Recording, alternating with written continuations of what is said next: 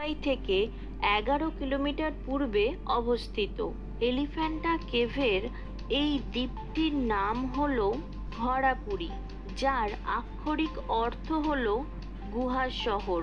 এই গুহা দ্বীপে আছে 5টি গুহা, যার মধ্যে প্রথম 4টি গুহার ভেতরেই প্রবেশ করা সম্ভব। বাকি 5 নম্বর গুহাটি ধ্বংসের পথে। 5 নম্বর গুহাটিতে প্রবেশ করা তাই নিষিদ্ধ। গুহার সাথেই এই দ্বীপে রয়েছে কয়েকটি বৌদ্ধ স্তূপ, যা তৈরি করা হয়েছিল আনুমানিক খ্রিস্টপূর্ব 2য় শতাব্দীতে। এই গুহাতে পাথর কেটে তৈরি করা হয়েছে হিন্দু ও বৌদ্ধ দেবদেবীর নানা ভাস্কর্য।